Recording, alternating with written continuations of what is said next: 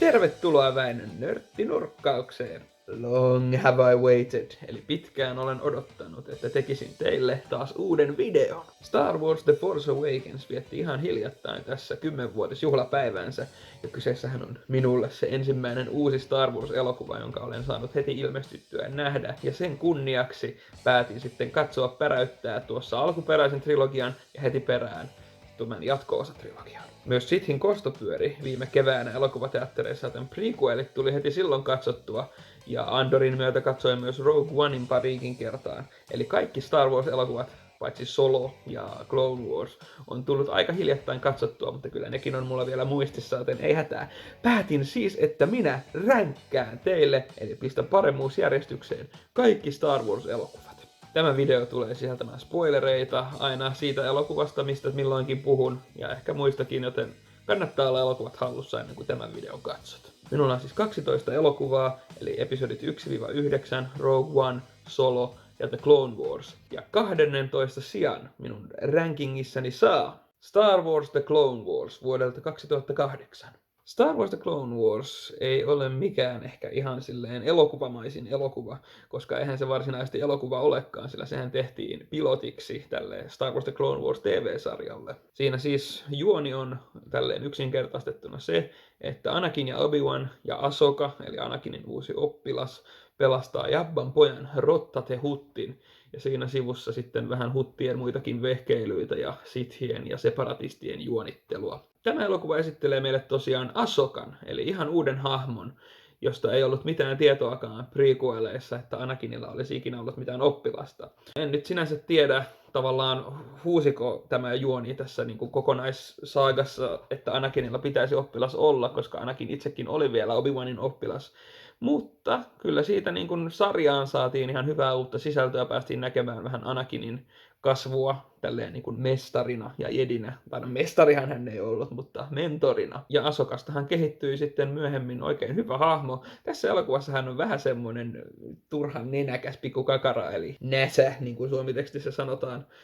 Mutta kyllä hänestä hieno hahmo kehittyy, ja se on tavallaan aina hieno nähdä myös kehityskaari hahmolle. Mutta ihan kun tästä elokuvasta puhutaan, niin ei Ahsoka silleen mikään suosikkihahmoni vielä ole. Jotenkin tavallaan mä oon nähnyt nämä Clone Wars-hahmot enemmän silleen jotenkin irrallisina niistä elokuvien hahmoista, koska jotenkin ei ne niinku tavallaan näytä ja kuulosta, mutta ei myöskään silleen tunnu aina ihan samalta. Välillä sitä huomaa, että kyllä toi on Anakin, kyllä toi on Obi-Wan. Obi-Wanista ehkä enemmän huomaa, että on sama hahmo. Mutta ainakin tuntuu välillä aina jotenkin erilaiselta. Myös visuaalisesti mä en ole ihan ollut sen Clone Warsin animaatiotyylin suurin ystävä. Ainakaan ehkä vielä tuossa alussa, sillä se on vähän jotenkin muovista ja ne hahmot näyttää jotenkin. No se oli George Lucasin ideakin, että ne olisi sellaiset puusta veistetyn näköiset, minkä mä ymmärrän tavallaan, se on ihan luova visuaalinen ratkaisu, mutta ei se niin kuin, tämä elokuva ei ole kauhean visuaalisesti mitenkään hyvän näköinen. Mutta kuitenkin ihan kiva, että tällainenkin elokuva on olemassa, mutta ei sitä kyllä tule katsottua oikein muuten kuin silloin, kun katsoo sarjaa, niin haluaa alkuun katsoa ton elokuvan. Senkin takia en tiedä, onko tämä elokuva varsinaisesti niin kuin itsenäisenä elokuvana, kuinka se pitäisi arvioida, koska se on selvästi niin kuin sarjan aloitus.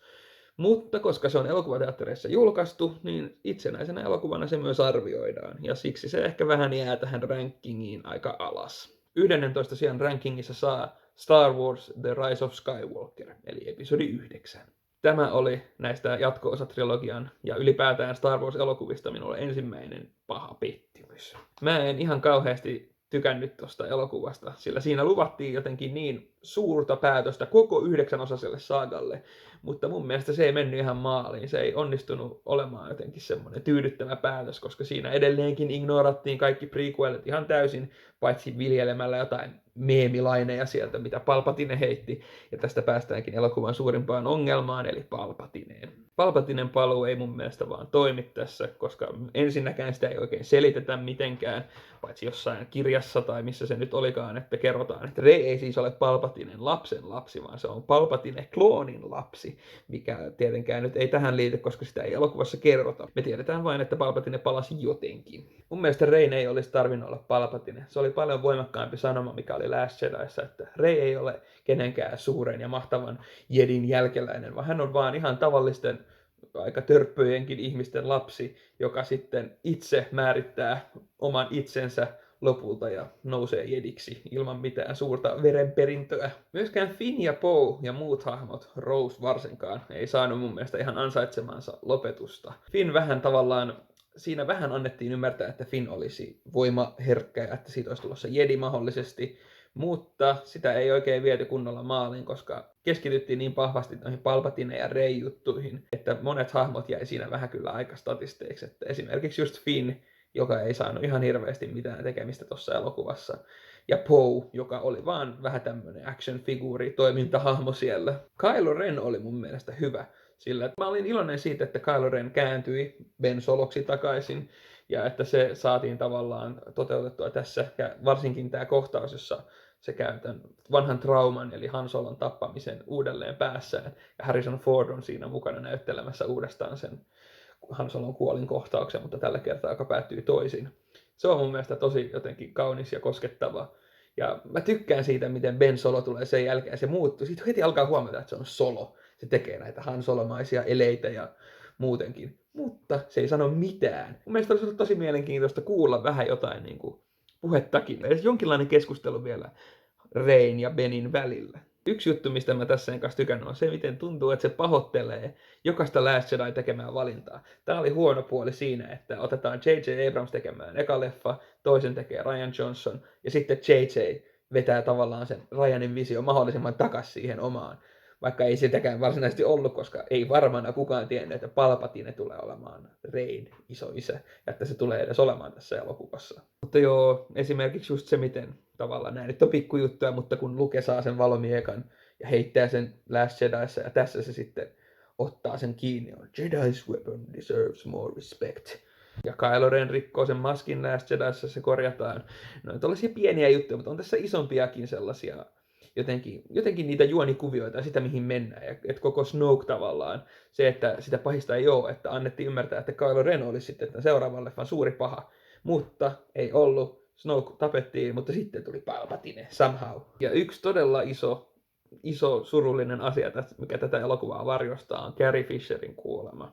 Sillä Carrien, eli Leijan, olisi ollut tarkoitus saada aika isokin rooli tässä, mutta sitä ei sitten voitu toteuttaa kuin vain arkistomateriaaleilla tai näiden aiempien elokuvien kätköistä. Ja täytyy sanoa, että siinä on onnistuttu niin hyvin kuin on mahdollista, koska ei niitä arkistomatskuja nyt silleen ollut varmasti ihan kauheasti, eikä tietenkään voida ottaa ihan täysin eri kontekstista kohtausta tähän elokuvaan.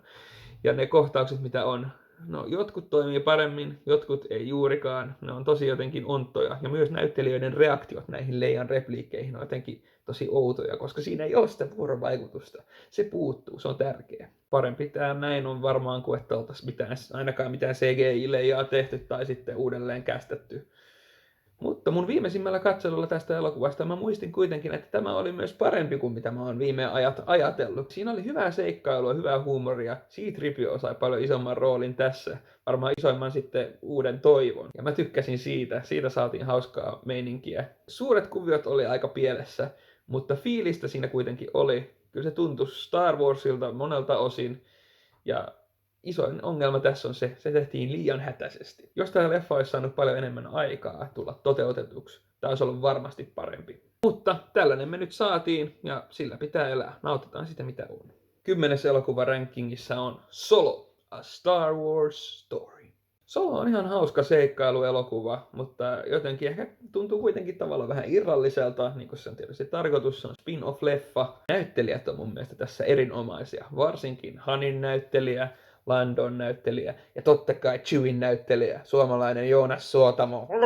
Tämän leffan juoni kuitenkin tuntuu musta vähän sellaiselta, että kaikki mitä tiedetään Han Solosta ruksaillaan tästä, että tässä on Han tapaa Chewin, Han tapaa Landon, Han voittaa Falconin, Han menee tapaa Jabbaa, Kesselin reitti, tässä on niinku silleen kaikki mitä me saadaan niinku Uuden toivon ja Imperiumin vastaiskun aikana tietää Hanista ja Hanin historiasta, se näytetään tässä.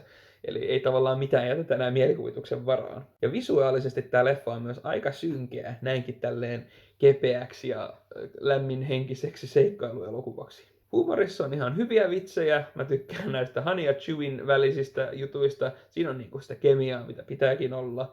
Ja sitten siinä on myös huteja, L3, tämä droidi-hahmo oli musta jotenkin omituinen, että on tällainen droidi, joka haluaa tehdä droidikapinan, saada droideille oikeuksia. Sitten se päätyy osaksi Millennium Falconin jotain keskustietokonetta.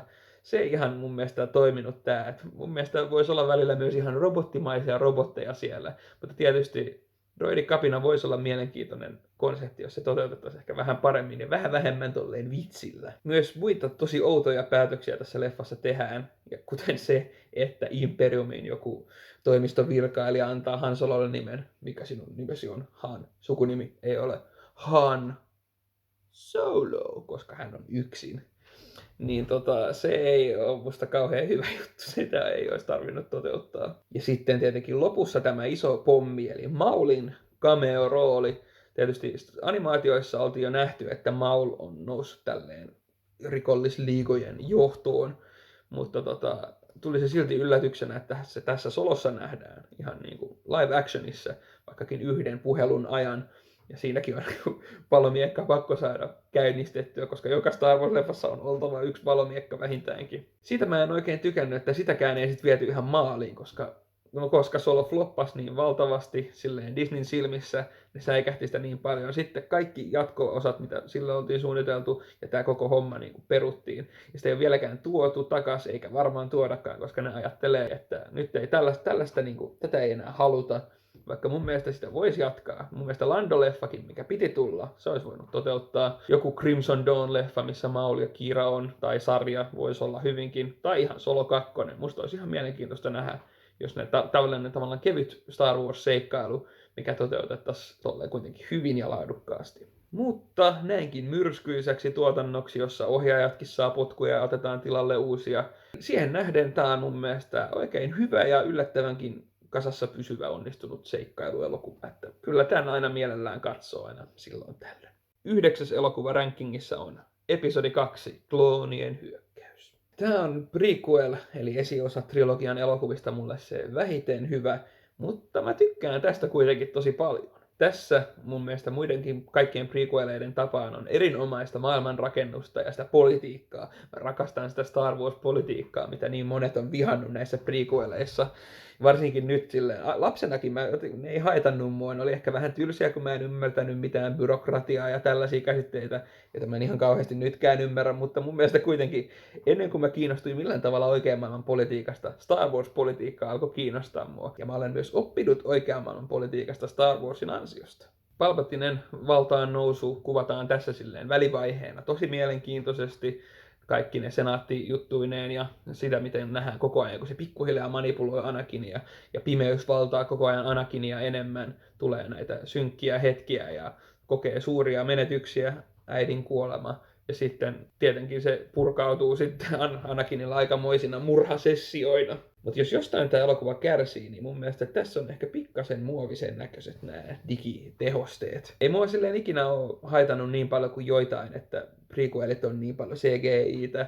Kyllä mä niinku ymmärrän, ei se näytä yhtä hyvältä kuin tälleen practical effektit, mutta tässä leffassa se ehkä välillä vähän näkyy. Et tuntuu, että tässä on niinku osittain animaatioelokuva, ja sitten siinä on välillä niin kuin liitetty päälle jotain live action kohtauksia. Tässä on niin paljon sellaisia CGI-hahmoja. Ja se, että se animaatio ei ole ihan niin hyvää vielä, että ne ei solahda siihen ympäristöön, vaan enemmänkin nämä elävät ihmiset ja hahmot ja rekvisiitat solahtaa siihen digiympäristöön. Se on ehkä tämän elokuvan yksi huono puoli. Mutta kun mä olin pieni lapsi, niin mikään tommonen ei haitannut. Tää oli silloin mun suosikki Star Wars-elokuva. Ihan siksi, koska tässä on niin paljon jedejä, Geonosiksen taistelu siinä lopussa. Miljoonat, no ei nyt miljoonat, mutta aika monet valomiekat viuhuu. Siellä on paljon droideja. Mä tykkäsin aina taisteludroideista. Kloonit, kloonien hyökkäys. Mä tykkäsin sitä lopputaistelusta tosi paljon. Ja Jango Fett on musta hemmetin cool. Boba Fett ja Jango Fett on aina ollut mulle hienot hahmot. Ja mä tykkään siitä mystisyydestä, mikä tässä elokuvassa on, kun Obi-Wanhan lähtee tällaiselle niin kuin salapoliisi etsivä keikalle melkeinpä, niin se on tosi mielenkiintoinen, kun se päätyy Kaminoon, selviää mysteeristä pikkuhiljaa, ja kaikki jäljet johtaa sitten lopulta siihen Palpatineen ja poliittiseen juonitteluun. Anakinin ja Padmen romanssi sitten taas etenee ehkä pikkasen töksähdellen ja jotenkin oudosti, että ne on siis tuntenut kauan sitten, ja nyt ne tapaa uudestaan. Anakin on ihan holtiton teini, joka on ihastunut Padmeen, ja sitten ne lopulta päätyy tunnustamaan syvää, suurta rakkautta. Tietysti tärkeä asia tämän saakan kannalta, että saadaan Luken ja Leian vanhemmat tapaamaan ja rakastumaan, mutta ei se romanssi ihan niin uskottavasti edisty mun mielestä.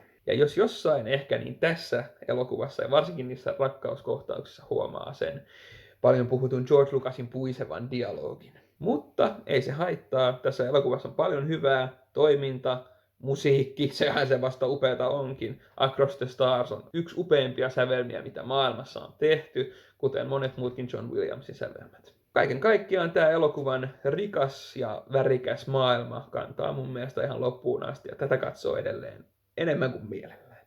8. elokuvaksi sijoittuu Rogue One, A Star Wars Story.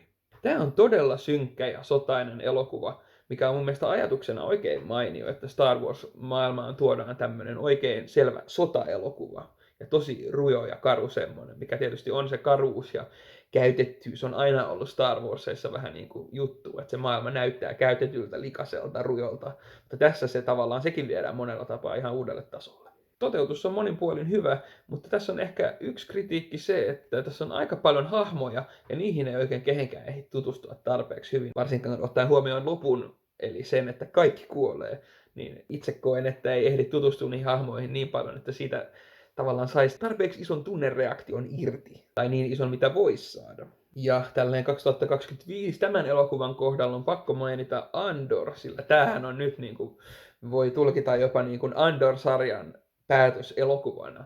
Ja Andor-sarja on mun mielestä oikein todella hyvä. Se on ihan yksi parhaita Star Wars-asioita, mitä on. Mutta paljon puhuttu, että tämä elokuva nähdään nyt ihan uudessa valossa Andorin myötä. Ei se nyt niin uudessa valossa näy. Ja jotenkin se ehkä vähän, tässä leffassa on aika eri sävy kuin Andorissa. Andor on tosi vakava ja semmoinen hidas ja tavallaan rakentaa tosi huolellisesti sen maailman ja sen jännitteen niihin tapahtumiin. Niin tässä tavallaan sävy muuttuu tosi paljon. Jotenkin se, missä Force Awakensin jälkeen tämä elokuva tuntui todella synkältä ja karulta, mutta Andorin jälkeen tämä tuntuu mun mielestä taas kepeältä, yllättävänkin kepeältä tälleen niin kuin sota-elokuvaksi. Mutta Andorista nyt ei voida sen enempää puhua, koska tämä on elokuvaränkki. Miten tämä elokuva toimii sitten ihan sellaisenaan? No, kyllä se toimii hyvin. Tämä on tosi viihdyttävä elokuva ja myös rujo ja karu ja kaikin puolin Star Wars tuntunen. Se, missä Disney todellakin mun mielestä on onnistunut näissä elokuvissa, on saada sen niin kuin, fiiliksen siihen maailmaan. Ja sen, niin kuin, että tämä tuntuu, että tämä on Star Wars Galaxyin sijoittuva sotatarina. Ja visuaalisesti tämä elokuva on mun mielestä aivan uskomaton. Lukuun ottamatta niitä CGI-Tarkinia ja Leiaa. Musta ne ei oikein istu tähän elokuvaan. Ja ylipäätään mä en tiedä, antako tämä hyvän lähtölaukauksen tälle, että nyt sitten myöhemmin on tullut näitä deepfake-lukeja ja tällaisia, niin mun mielestä se ei ehkä ole se suunta, mihin pitäisi mennä. Ja varsinkin se, että Solo floppas, Disney tulkitsi sen niin, että okei, nämä ei halua nähdä, että uudelleen roolitetaan vanhoja hahmoja, tehdään mieluummin niitä CGI, koska tämä oli paljon menestyneempi elokuva. Mutta mun mielestä ei niitä kohtauksia, missä nämä hahmot esiintyy, oikein voi nähdä silleen tavallaan oikeasti, niin kuin, että tässä on tämä hahmo, vaan totta kai se vie huomiota, että okei, toi on CGI, vaikka kuinka hyvän näköistä se CGI olisikin, mitä se on mun mielestä yllättävän hyvää. Mutta kyllä se väkisinkin, sitä kun katsoo sitä hahmoa, niin katsoo vaan sitä CGI-tä, tutkii sille yksityiskohtia. Joo, kyllä se näyttää ihan Peter Cushingilta, joo. Mutta kiva kuitenkin, että nämä hahmot on mukana tässä tarinassa, koska se on mun mielestä erittäin oikeutettua. Mä olisin vaan mieluummin nähnyt nämä hahmot uudelleen roolitettuina. Ja jos joku tässä elokuvassa tykittää, se on Darth Vader. Se oli upeata. Sitä tässä erityisesti odotti, että päästään näkemään Vader pitkästä aikaa täydessä toiminnassa. Mun mielestä se lopun käytävä kohtaus on yksi parhaita Star Warsissa. Se on ainakin yksi pelottavimpia kohtauksia koko Star Wars-sarjassa. Kaikin puolin tämä toimii mun mielestä ihan hyvin ensimmäisenä spin-off-elokuvana Star Wars-maailmassa. Ja nykyään toimii myös Andorin päätösosana. 7. rankkiin sijoittuu episodi 1, Pimeä uhka. Tämä onkin mulle rakas elokuva, koska tämä oli ensimmäinen kerta, kun mä näin Star Warsia valkokankaalta vuonna 2012, kun tuli tämä 3D, milloin kaikista elokuvista piti tulla 3D-julkaisut elokuvateattereihin, mutta sitten sinä vuonna Disney osti Star Warsin ja veti muut 3D-esitykset pois tuotannosta, sillä tehtiin uudet elokuvat. Mutta Pimeä uhka ehti tulla ihan minun kotikaupunkini elokuvateatteriin, jossa minä sen siellä näin. Ja se oli kyllä päräyttävä kokemus. 2 kertaa kävin katsomassa. Visuaalisesti mun mielestä Pimeä uhka on aivan upean näköinen. Se, että se on kuvattu filmille eikä diginä, tuo ihanan sellaisen charmin siihen visuaaliseen maailmaan. Ja tässä ei mun mielestä ole myöskään tavallaan menty ihan överiksi niiden CGI-hahmojen kanssa. Tai jotenkin nekin näyttää paremmalta. Ne jotenkin istuu siihen filmillä kuvattuun maailmaan ja siihen pieneen rakeisuuteen. Ne näyttää paljon paremmalta. Ei niin sellaiselta videopelimäiseltä tai muovisilta, niin kuin ehkä vähän myöhemmissä osissa on näyttänyt. Juonihan tässä on pikkasen semmoinen poukkoileva ja vähän epäselkeä, että yhtäkkiä tulee niin kuin yli puoli tuntia, kun se kesti tämä niin kuin rakettikisaosuus, että tulee tälleen keskellä, että saadaan rahaa tähän asiaan, mikä meillä pitää olla, että päästään pois täältä planeetalta, niin tulee tällainen rakettikisa, puhumattakaan näistä niin kuin varakuningatar-kuvioista, mikä oli tavallaan, siihen niin kuin vaati ihan useamman katselukerran, ennen kuin alkoi tajuta, että milloin kuka nyt on se varakuningatar ja milloin on tämä oikea kuningatar Aminalla. Mutta varsinkin mitä tulee rakettikisaan, se ei siis haittaa. Mun mielestä se on hieno kohtaus. Se on tosi hauska jotenkin. Se, että se on George Lucasille semmoinen henkilökohtainen juttu, että oli autoharrastaja nuoruudessaan, niin tavallaan toi sitä maailmaa vähän Star Wars-maailmaan. Ja se vauhdikkuus tuo mun mielestä sitä Star Wars-fiilistä siihen. Ja tavallaan se määritteli myös uusiksi vähän tätä prequelien vauhdikkuutta. Se on tosi erilaista kuin alkuperäisessä trilogiassa, mutta mun mielestä se toimii. Mä tykkään tästä elokuvasta. Siinä on hölmöjä ja hauskoja juttuja, mutta ne ei haittaa, koska ne kuuluu Star Warsiin. Ja siinä on myös mun mielestä tosi hyvää taistelua, uskomaton musiikki, prequeleiden paras soundtrack, Duel of the Fates. Ja Darth Maul on todella pelottava pahis. Ja Qui-Gon Jinn on mun mielestä ihan mielenkiintoinen hahmo, vähän tällainen kapinoiva jedi. Ja se tavallaan tuo mielenkiintoisesti nähdään, kun me nähdään jedit nyt ekaa kertaa silleen kunnolla, miten tavallaan jotenkin jäykkä organisaatio siinä edes onkaan, että Qui-Gon tavallaan kapinoi sitä vastaan, niin me nähdään heti, että ei kaikki ole ihan hyvin. Jedit ei ole ihan sitä, mitä luulisi. Mä olisin halunnut olla paikalla, kun tämä elokuva julkaistiin. No mä olin just syntynyt huhtikuussa 1999 ja tämä julkaistiin toukokuussa. Mutta kuukauden vanhana mä en ihan ollut vielä valmis hyppäämään siihen hypekelkkaan mukaan. Tämän elokuvan hype on ollut aikanaan kuulemma jotain niin uskomatonta, että sen kun olisi päässyt näkemään. 6. sija rankingissa menee Star Wars The Force Awakens elokuvalle, eli episodille 7. Tämähän oli sitten mulle taas se ensimmäinen uusi Star Wars-elokuva, jonka hypen mä sain olla kokemassa. Ja se oli aivan uskomatonta. Koko maailma oli hetken ihan Star Warsin pauloissa. Ja tässä tietenkin oli vielä se, mikä ei ollut Pimeässä uhkassa. Tässä saatiin alkuperäinen trio, Luke, Leia, Han takaisin. Ja kaikki tavallaan niin kuin jatkoa niille ihan alkuperäisille. Nähdään, että mihin ne siitä meni. Mihin maailma johti sitten Jedin paluun jälkeen, kun Imperiumi oli tuhottu. Se, mikä oli pieni pettymys tässä, on se, että maailma ei ollut edennyt oikeastaan mihinkään. Tai varmasti se oli siinä 30 vuoden aikana, oli uusi tasavalta, mutta sitä ei nähty ollenkaan, paitsi se, kun se tuhoutui tässä elokuvassa. Joten maailmanrakennuksen osalta tämä leffa ei kyllä ihan tavallaan toiminut riemuvoittona. Tämä markkinointi, koska siis siihen aikaan prequelit oli niin vihattuja, niin korostettiin niin paljon sitä, kuinka parempi tämä tulee olemaan kuin prequelit. Se oli vähän ärsyttävää siinä markkinoinnissa, mutta varsinkin visuaaliselta ilmeeltään tämä onnistui kyllä todella hyvin. Ja näyttää mun mielestä edelleen melkeinpä ehkä parhaalta Star Warsilta visuaalisesti, mitä on. Ei kyllä mikään voittanut Force Awakensin kohdalla sitä tunnetta, kun sai markkinoinnissa ekaa kertaa nähdä Han ja Chewin palaavan. Chewie. Hitto, se oli hieno hetki. No Lukeahan me ei sitten tietenkään nähty ennen kuin vasta ihan elokuvan lopussa, mikä sitten taas oli aika nerokas ratkaisu mun mielestä tuomaan hypeä Last Jediita, eli episodi 8 kohtaan. Leijan rooli valitettavasti tässä leffassa jäi aika pieneksi, mutta mä ymmärrän sen, koska episodin 9 oli sitten tarkoitus olla se Leijan elokuva, mutta sitä ei sitten harmi kyllä ikinä saatu nähdä, mikä on kyllä suuri tappio Star Warsille ja koko maailmalle. Uudet hahmot tässä elokuvassa on kuitenkin mun mielestä todella mielenkiintoisia. Rey on tosi hyvä. Mä rakastin sitä Reyn alkuesittelyä, kun uusi upea John Williams musiikki soi. Ja Rey ilman mitään sanoja tekee sitä, mitä se tekee, ja me saadaan tutustua siihen. Se on romun keräjä siellä aavikkoplaneetalla ja myy sit ihan ruokapalkalla niitä rojuja ja tavallaan odottaa koko ajan jotain. Ja me pikkuhiljaa saadaan siitä tietää enemmän mitä. Vanhempia siis. Eli Palpatinen kloonia. No ei, sitä ei tolloin tiedetty. Se ei ollut tässä kohtaa vielä mikään juttu. Finn on myös tosi hyvä hahmo. Musta on erittäin hyvä valinta, että laitetaan Stormtrooper tähän ihan oikeaksi hahmoksi ekaa kertaa. Ja se, miten tavallaan saadaan tietää vähän Stormtrooper-prosessistakin vähän enemmän, mitä aiemmin ei ole ikinä käsitelty, koska ennen ne on ollut vain tykinruokaa.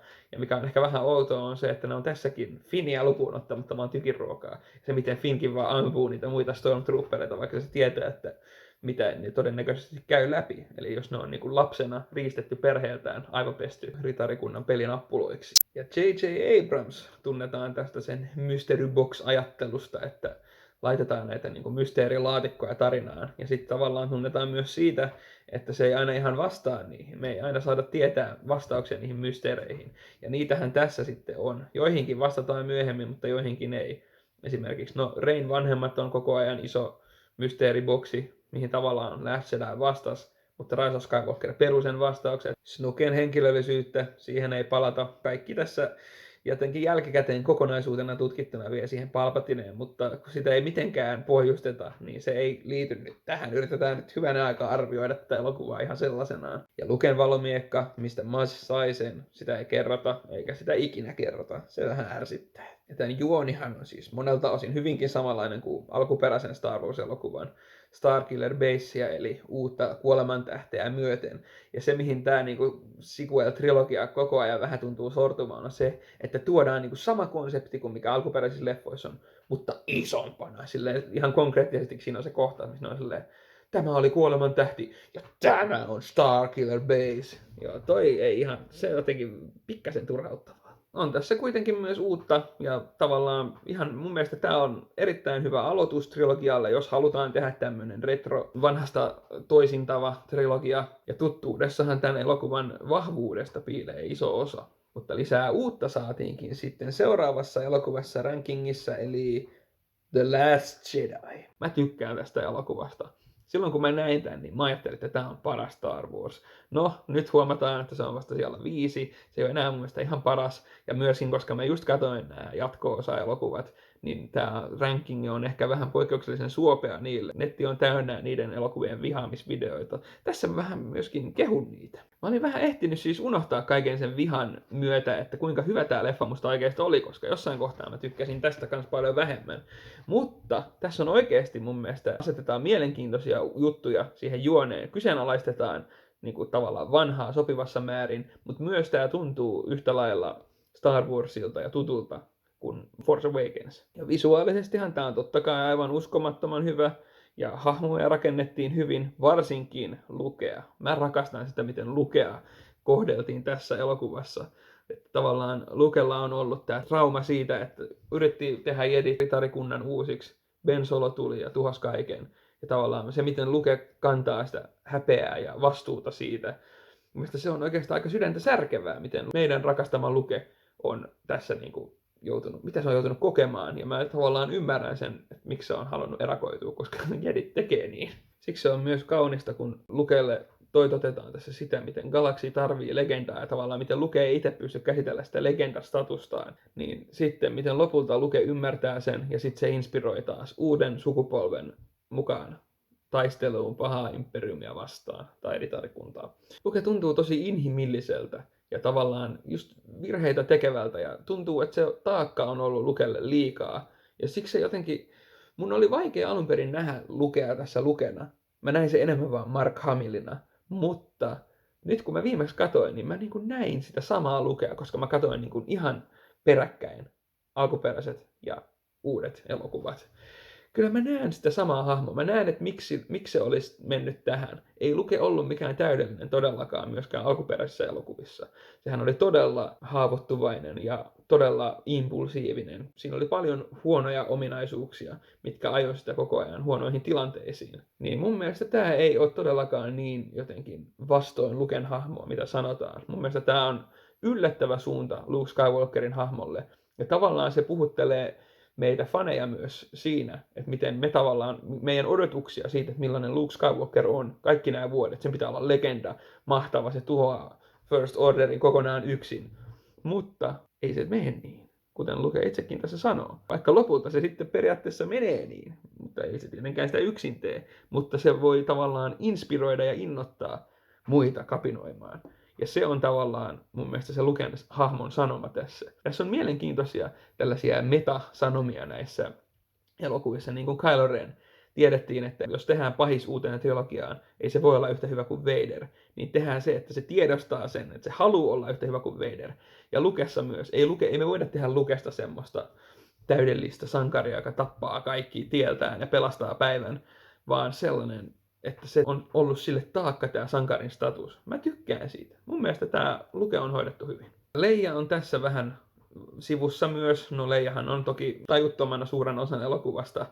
Se harmittaa vaan entistä enemmän, että Rise of Skywalkerissa ei sitten saatu sitä niin kuin Leijan elokuvaa. Mä tykkään Reystä tässä elokuvassa. Se tuntuu vielä myös tosi inhimilliseltä ja tavallaan alkaa jotenkin tuntua se tyhjyys sen sisällä ja se yksinäisyys, mikä silloin se haluaa vaan kuulua johonkin. Musta siksi se tavallaan on mielenkiintoinen, miten Kylo Renia ja Reytä yhdistetään tässä voiman kautta ja miten ne sitten tavallaan puhuu keskenään ja alkaa ymmärtää toisiaan. Se on musta mielenkiintoista. Finn on tässä myös ihan ok hahmo, mutta ei kuitenkaan mikään ehkä kauhean silleen tärkeä. Tai sen roolia pienennetään tässä aika paljon. Et se on vähän silleen, kun tuodaan mukaan Rose, uusi hahmo, joka vähän silleen, niin kuin, se koko ajan osoittaa Finnille, missä Finn on väärässä. Vähän semmoinen, siitä Rosesta jää sellainen yksiulotteinen, vähän semmoinen paasaava hahmo.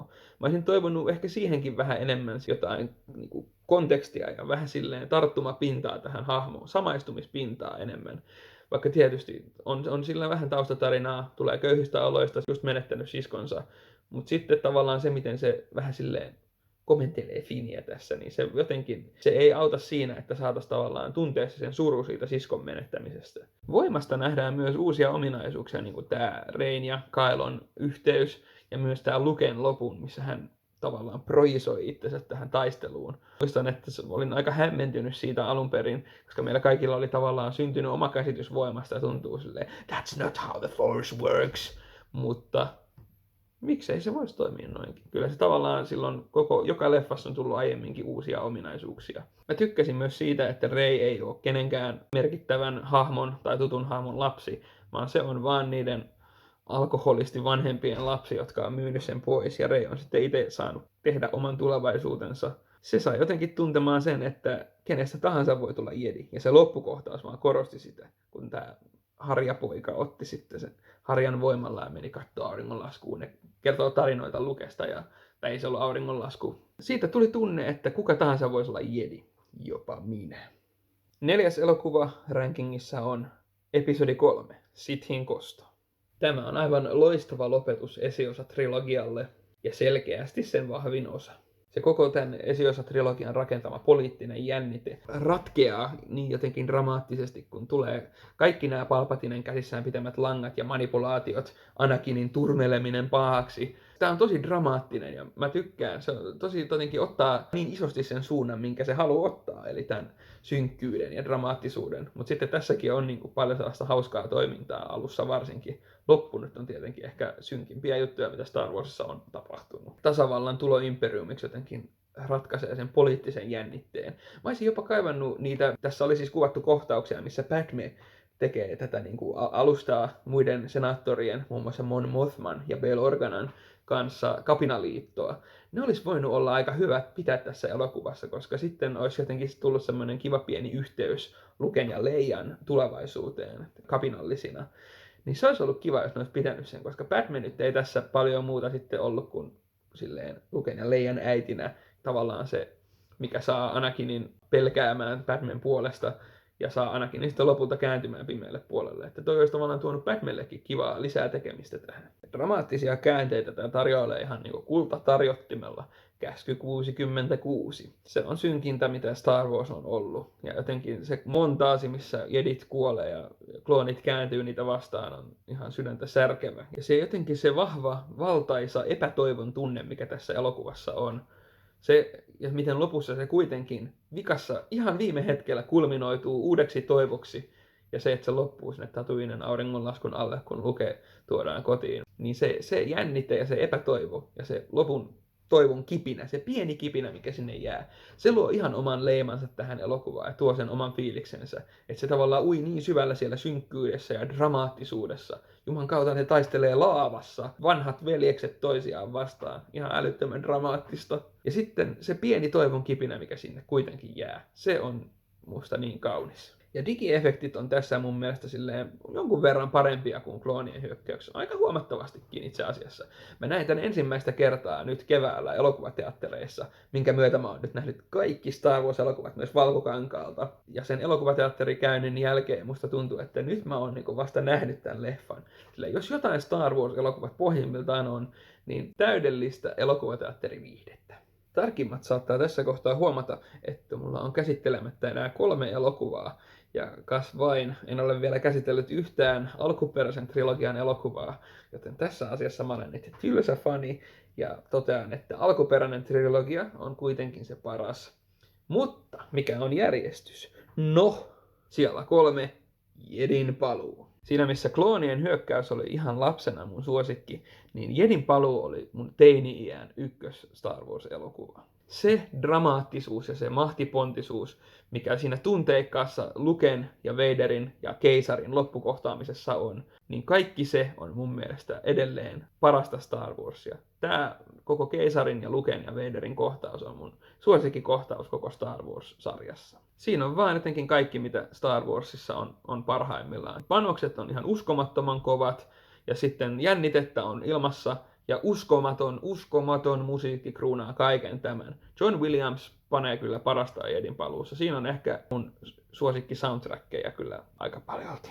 Kaikki tässä elokuvassa ei kuitenkaan ole ihan samalla tasolla ton loppukohtauksen kanssa, mutta hyvä se kuitenkin on kokonaisuudessaan. Mun mielestä Japan palatsissa nähdään paljon sellaista rujompaa ja hullunkurisempaa Star Warsia taas, hirviöjahtia ja kaikenlaista tällaista törkystä alien-meininkiä ja jälleen kerran ihan uskomattoman hienoja näitä nukke-efektejä, niin kuin Jappa, ihan uskomattoman näköinen.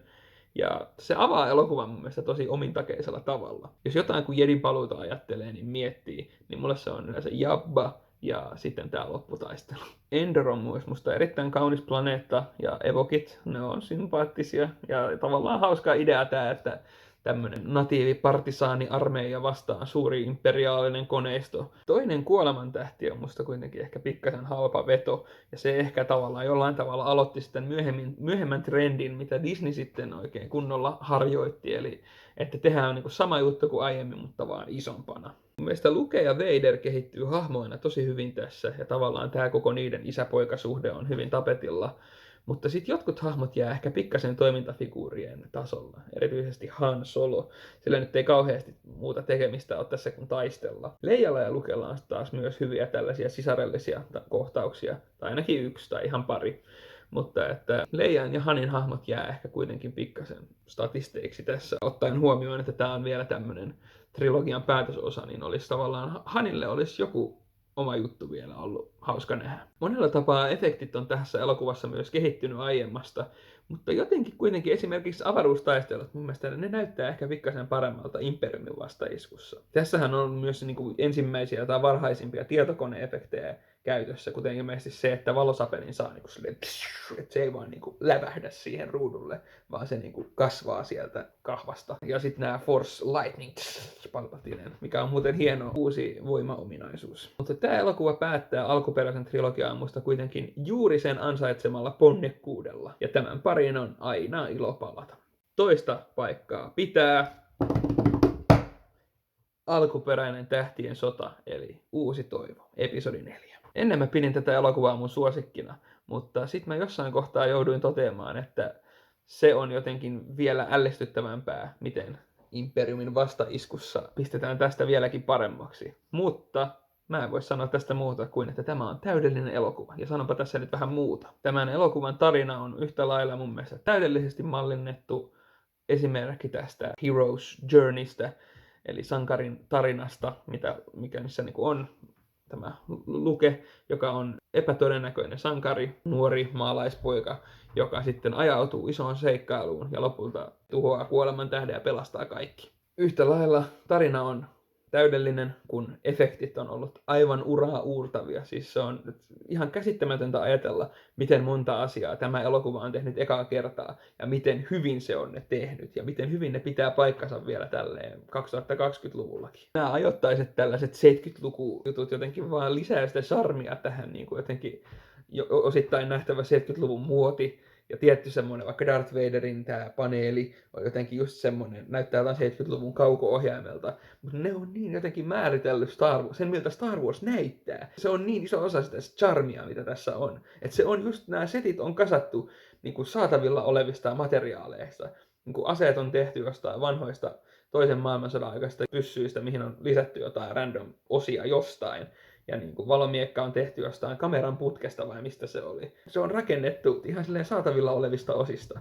On se ihmeellistä, että tällainen elokuva on saatu toteutettua. Ja se jos mikä on hienoa, että siitä tuli niin iso hitti, että me vielä tänäkin päivänä saadaan nauttia siitä ja saadaan sille jatkoa. Ja tämä franchise elää hyvin. Mä en vaan voi käsittää, miten tämä elokuva on voinut laittaa niin monta hienoa asiaa alulle. Ja vielä tietäen ne hankalat, haastavat tuotanto-olosuhteet, mitä siinä elokuvaa tehdessä on ollut, se on vielä käsittämättömämpää. Mun mielestä Luke on täydellinen hahmo, ja Han ja Obi-Wan on sille täydelliset tällaiset supporting-karakterit. Leia on myös täydellinen prinsessa, joka mennään pelastamaan, mutta se ottaa kuitenkin ohjat täysin omiin käsiinsä. Se on ollut jotain todella poikkeuksellista silloin aikanaan nähdä tällainen naishahmo tällaisessa toimintaelokuvassa. Ja se, miten täynnetään kaikkia ihmeellisiä avaruusolioita ja droideja, robotteja, niin kuin R2-C3PO, Chewie, kaikki tämä ja koko niin kuin, vaikka kanttiina-kohtaus, miten täynnä niin erikoista ja omituista olentoa se on. Se, miten niin kuin, vieraalta tämä koko maailma tuntuu ja miten sille omaltaan. Se on niin oma galaksi, missä vaan niin kuin, lillutaan siellä omassa saastassa. Se on jotenkin niin uskomatonta, että se ei ole sellaista skifiä, että se on aina niin suurta, vaan tässä miten ne alienit on niin chillisti vaan juomiaan siellä kanttiinassa ja soittelee musiikkia ja sitten vähän tappelee siinä sivussa. Ja se, miten niin kuin silleen avaruusolentojen pyörittämä toi koko maailma on, se on jotenkin niin maagista, että robotteja vaan menee siellä. Se universumi tuntuu vaan niin rikkaalta, kun siellä on niin paljon kaikkea, niin ällistyttävää. Avaruusaluksia ja kaikkea. Ja jos joku tässä elokuvassa on ihan priimaa täydellistä, jos ei sitä kerran jo ollut tässä, on musiikki. Tämän elokuvan soundtrack on mun lempilevy ikinä. Ei voi kyllä olla, kun suu ammollaan tämän elokuvan äärellä. Miten hienon galaksin tämä on aikanaan pistänyt alulle, ja miten paljon asioita tämä on tehnyt niin hyvin, ja miten onnekas sattuma monelta osin tämä on ollut, että tällainen elokuva on saatu kasaan. Että George Lucas, joka ei saanut Flash Gordonin oikeuksia, päätti, että teenpä oman avaruuselokuvan, miten uskomaton asia se on, että vielä tänä päivänä kaikki on tuon elokuvan ansiota. Se on ihan ihmeellistä, ja miten iso vaikutus koko tällä sarjalla on ollut minun omaan elämääni, kuten miljardien, ainakin miljoonien muidenkin. Sijalla 1 minun rankingissani on episodi 5, Imperiumin vastaisku.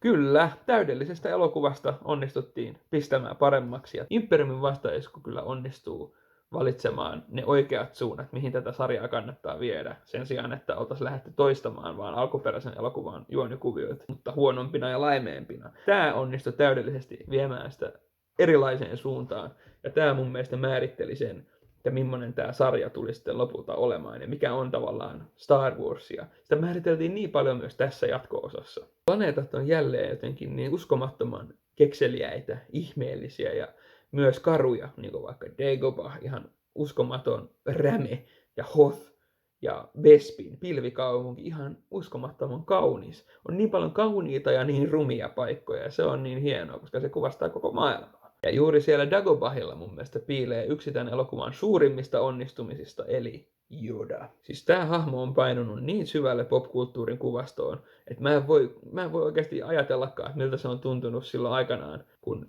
tää höpöttävä, hassu, nauraskeleva sammakkomies onkin suuri jedimestari. Yoda nukke. Miten elävältä se voikaan näyttää? Että tommonen pieni kaveri voi olla suuri jedimestari. Se on mun mielestä myös tätä Star Warsia. Yllätykset. Ja niitähän tässä elokuvassa piisaa. Jos jotain olisi upeata päästä kokemaan tuoreeltaan, niin se olisi reaktio siihen, kun tulee tämä kuuluisa I am your father twisti. Elokuvahistorian paras yllätys. Voi vaan kuvitella sitä spekulointia, kun on mietitty, että onko se totta vai ei, valehteleeko se, miksi se sanoi näin. Sehän on Anakin Skywalker, on tavallaan tämä isä ja sitten on Vader. Ja Lukekaan ei tiennyt. Voin oikeasti vaan kuvitella sitä spekulaation määrää. Mun mielestä kaikki päähahmot saa tässä elokuvassa tosi hyvin syvennystä. Esimerkiksi Luke. Me opitaan tuntemaan se paljon paremmin ja tavallaan samaistumaan siihen. Myös se, miten se on jotenkin semmoinen hyvän perikuva. Haluaa pelastaa ystävänsä, vaikka mestarit kieltää.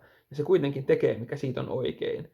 Ja tavallaan me nähdään se Yodan ja Obi-Wanin kanta siinä, mutta me silti halutaan, Luke menee auttamaan. Ja tavallaan voidaan samaistua siihen. Luke on tässä, jotenkin se on niin hyvän ja puhtoisen, mutta kuitenkin silleen erehtyväisen ihmisen perikuva. Hanin ja Leijan suhde on toteutettu myös todella hyvin, koska se pitää niin ainutlaatuista sähköä ja kemiaa sisällään niiden kahden niin eri taustosta olevan ihmisen välit, prinsessa ja salakuljettaja, kun ne tavallaan huomaa, että ne alkaa vetää toisiaan puoleensa. Siinä on sellaista piikittelyä ja sellaista, ei suostuta tavallaan antautumaan sille, mutta sitten se kuitenkin jotenkin vaan käy järkeen. Yksi isoimpia asioita tässä elokuvassa, mikä luo jännitettä, mitä ei välttämättä tulisi ajatelleeksi, mutta mun mielestä on ihan nerokas, on se, miten Millennium Falcon ei ikinä toimi. Se vanha romukasa on tässä elokuvassa niin romu kuin se voi vaan olla. Uudessa toivossa se sentään toimi, mutta tässä sillä ei ikinä päästä hyperavaruuteen. Se koko ajan joudutaan rukkaamaan sitä alusta, että se saataisiin toimimaan, että päästäisiin pakoon Imperiumilta. Ja sitten lopulta, kun R2-D2 ihan lopussa saa sen hyperajan toimimaan, ja ne lähtee, ja musiikki pauhaa, fanfaarit siellä. Se tuntuu niin hyvältä ja palkitsevalta. Star Wars Galaxy on ainoa, missä voitaisiin tavallaan niin iso osa elokuvasta omistaa sille, että saadaan alus toimimaan. Koska yleensä Skifissä aina alukset toimii. Mutta tässä ei. Se on sitä niinku oikein auton kanssa. Ja Darth Vader on tässä elokuvassa myös paljon pelottavampi ja uhkaavampi kuin mitä se on aiemmin onnistunut olemaan. Ja myös elokuvan musiikki ansaitsee tästä suitsutusta. Sillä miten voi niin hyvän soundtrackin päälle rakentaa vielä tässä elokuvassa se kaikista legendaarisin Star Wars-teema, eli Imperial March, Darth Vaderin tunnari. Sekin jotenkin lisää niin paljon sitä Vaderin läsnäolon uhkaavuutta, kun aina kun se tulee, alkaa soida se musiikki. Ja sitten aina joku Imperiumin, niistä sen omista alaisista kuolee, koska se tekee jonkun virheen. Vader on jotenkin niin ajatuksissaan tässä, kun se on saanut tietää, että sillä on poika. Ja jotenkin se niin silleen, ei sitä kiinnosta mikään, se haluaa vaan sen, minkä perässä se on, eli Luken. Ja se haluaa Lukesta liittolaisen ja hallita itse poikansa kanssa galaksia, kun se tavallaan ajattelee, että sillä voikin olla joku perhe, sillä voi olla vielä tavallaan pimeän puolen turmelemana joku tulevaisuus, muu kuin olla vaan keisarin sätkynukke. Ja myöskin dialogi tässä elokuvassa on paljon aiempaa vielä terävämpää. Vitsit on mun mielestä hauskempia. Tässä on ihan hulvattomia juttuja Chewin ja 3POn ja kaikkien kanssa. Ja Yoda varsinkin, vanha vitsiveikko. Jännite on paljon jännittävämpää. Ja efektit on ihan uskomattomia. Siis mun mielestä tää on alkuperäisen trilogian elokuvista parhaan näköinen. Tämä elokuva vaan jotenkin onnistui siinä, että annetaan täydelliselle elokuvalle täydellinen jatko-osa. Ja sen takia se on minun mielestä paras Star Wars-elokuva. Tässä oli nyt minun parhausjärjestys Star Wars-elokuville. Jos sinä olet samaa tai eri mieltä jostain, ei muuta kuin väittelemään siitä kommenttikenttään. Olen valmis puolustamaan mielipiteitä.